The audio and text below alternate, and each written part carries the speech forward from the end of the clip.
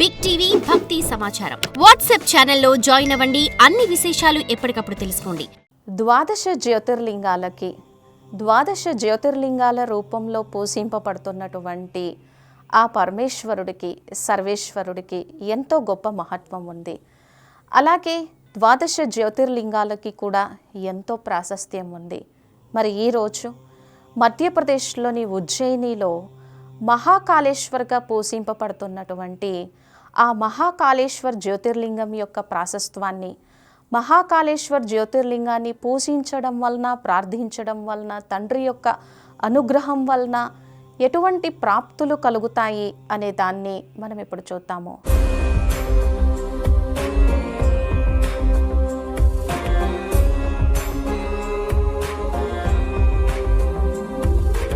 అయితే ఇక్కడ స్వామిని మహాకాళేశ్వర్ అని చెప్తారు. మహాకాళేశ్వర్ అంటే దాని యొక్క అర్థం ఏంటి అంటే, ప్రతి ఒక్కరూ కూడా ఏదో ఒక సమయంలో ఈ సృష్టిపైకి కర్మ చేయడానికి వస్తారు. కొంత సమయం అయిన తర్వాత ఈ తనువుని చాలిస్తారు. కానీ భగవంతుడు అలా ఒక కాలంలో వచ్చి ఒక కాలంలో తనువు చాలించేటువంటి వారు కాదు. ఆయన యొక్క మహత్వము చాలా గొప్పది. మహాకాళేశ్వర్ అంటే కాలానికి కూడా కాలమైనటువంటి వాడు, కాలాతీత్. ఈ కాలము, ఈ ప్రకృతి ఆయన స్వాధీనంలో ఉంటాయి. మరి మహాకాళేశ్వర్ ముఖ్యంగా ఏం చేస్తారు? ఇక్కడ అకాల మృత్యువులు లేనటువంటి, అపమృత్యువులు లేనటువంటి, అనారోగ్యము లేకుండా, దీర్ఘాయుష్యుతో ఆరోగ్యకరమైనటువంటి, ఎలాంటి భయము లేకుండా, ఆందోళన లేకుండా ఉండగలిగేటువంటి, నిర్భయత్వంతో కూడినటువంటి జీవితాన్ని మహాకాళేశ్వర్ అనుగ్రహం వలన పొందగలం. ఈరోజు మనము ప్రస్తుత సమాజంలో, వర్తమానంలో మనం ఒక విషయాన్ని పరిశీలిద్దాము. అదేంటంటే, మనుషులు ఎంతో అనారోగ్యంతో, ఎన్నో బాధలతో, రకరకాల వింత అయినటువంటి రోగాలతో కూర్చుంటూనే గుండెపోటుతో, గుండె జబ్బులతో మరణించేటువంటి వారిని చూస్తున్నాం. మహాకాళేశ్వర్ ఆ పరమాత్మ, ఆ జ్యోతిర్లింగము మనకి ఏమి ప్రసాదిస్తుంది, ఏమి అనుగ్రహం కలుగుతుంది అంటే, అకాల మృత్యువులు లేనటువంటి స్థితిని కలిగిస్తుంది.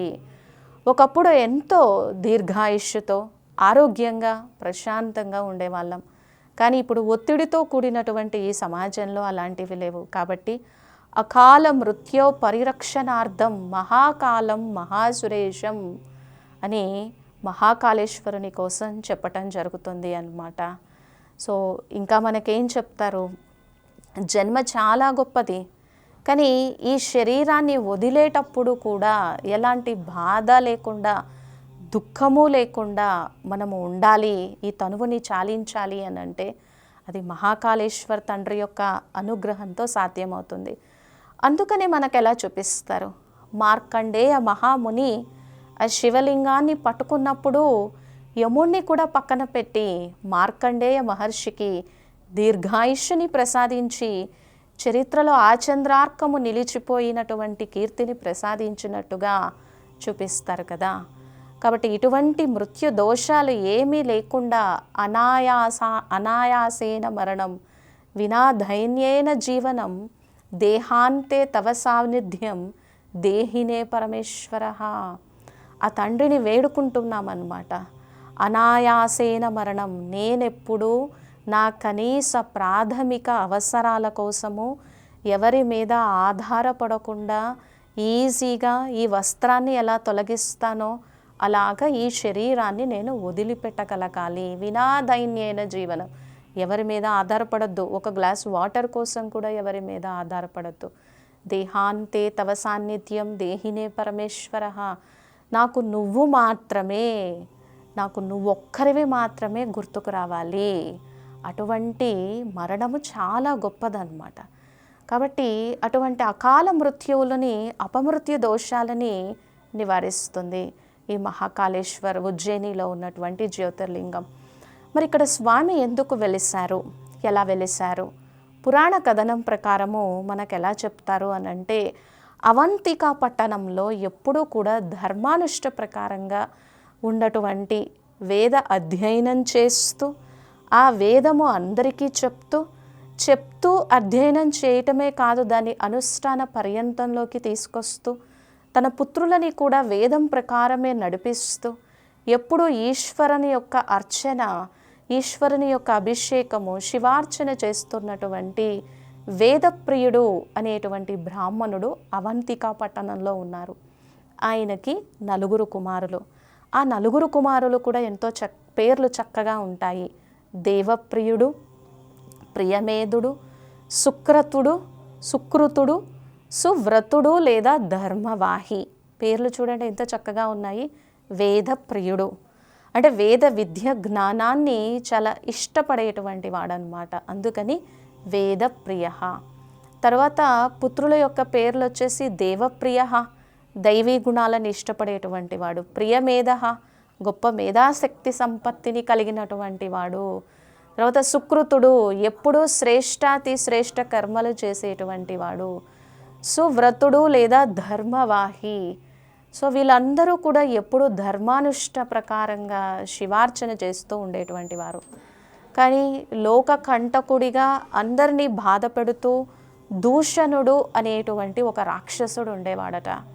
సో ఆ దూషణుడు అనేటువంటి రాక్షసుడు అందరినీ కష్టపెడుతూ బాధ పెడుతూ ఉండేవాడు. కానీ ఇక్కడ అవంతికా పట్టణంలో ధర్మం ఉంది కాబట్టి ఇక్కడ తన కృత్యాలు ఏమీ చేయలేకపోయేవాట.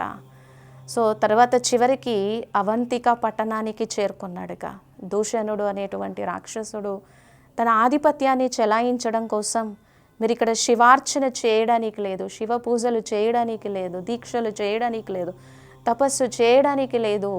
వాళ్ళకొక్కటే నమ్మకం, మేము ధర్మం ప్రకారం ఉన్నాము, ధర్మం ప్రకారమే మేము అన్ని కర్మలు చేస్తున్నాము, ధర్మానికి ప్రతిస్వరూపమైనటువంటి భగవంతుడు మమ్మల్ని తప్పక రక్షిస్తాడు అనేటువంటి ఒక భక్తి. ఎందుకంటే కష్టకాలం వచ్చినప్పుడే మనం ధైర్యంతో, ధృతితో, పట్టుదలతో నిలబడగలిగితే మన జీవితాలు ఎంతో ప్రకాశిస్తాయి. అలాగే మనం ధైర్యంగా ఒక అడుగు ముందుకు వేయగలిగితే ఆ పరమాత్మని యొక్క రక్షణ మనకు తప్పకుండా ఉంటుంది.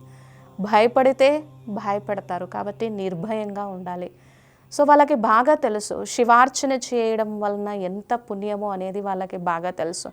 కాబట్టి దూషణుడు ఎంత ఖండించినా కానీ వాళ్ళు వాళ్ళ అభిషేకాన్ని, తపస్సుని, లింగార్చనని ఆపలేదు. సో కత్తి పెట్టి కట్ చేయడం అవుతుంది, చంపాలని ప్రయత్నిస్తాడు. అప్పుడు స్వామి అక్కడ మహాకాళేశ్వరుని రూపంలో అవతరించి తన భక్తులందరినీ రక్షించడం జరుగుతుందన్నమాట. కాబట్టి ఇట్లా ఆయన యొక్క శక్తికి దూషణుడు కాలి బూడిదైపోయినట్టుగా చెప్తారు. కాబట్టి మహాకాళేశ్వర జ్యోతిర్లింగానికి ఇంత ప్రాశస్త్యం ఉంది.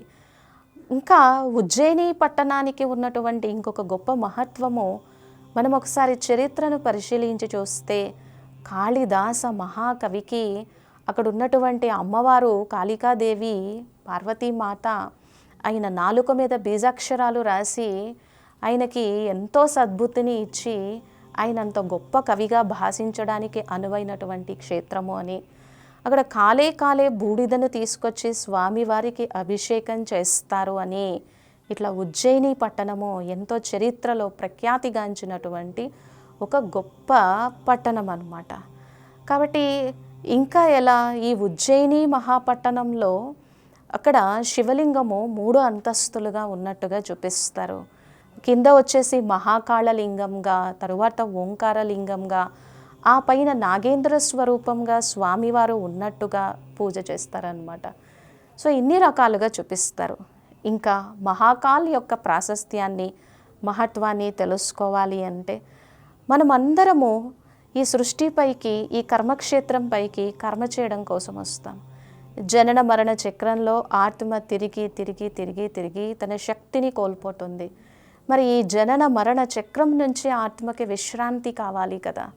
సో అటువంటి ముక్తిని, మోక్షాన్ని ఇచ్చి కలియుగ అంతిమ సమయం లోపల మళ్ళీ మనల్ని తిరిగి పరంధామానికి తీసుకెళ్ళగలిగినటువంటి, మోక్షధామానికి, ముక్తిధామానికి తీసుకెళ్ళగలిగినటువంటి మహాకాళేశ్వర్. మనమందరం ఈ జనన మరణ చక్రంలో ఉంటాం కాబట్టి 3 కాలాలని చూడలేము. కానీ అజన్మ అభోక్త అయినటువంటి పరమాత్ముడు 3 కాలాలని చూడగలిగి సృష్టిలోని సర్వాత్మలందరికీ ముక్తిని, జీవన్ముక్తిని ఇవ్వగలిగినటువంటి మహాకాల్ స్వరూపం అన్నమాట. కాబట్టి స్వామివారిని పూజించిన, ఆరాధించిన మన జీవితం ఎంతో ఉన్నతోన్నతిగా ముందుకు వెళ్తూ ఉంటుంది. ఇలాంటివి వింటూ మనము ఆలోచన చేస్తూ ఉంటే మన బుద్ధి యొక్క శక్తి కూడా పెరుగుతుంది. ఓం శాంతి.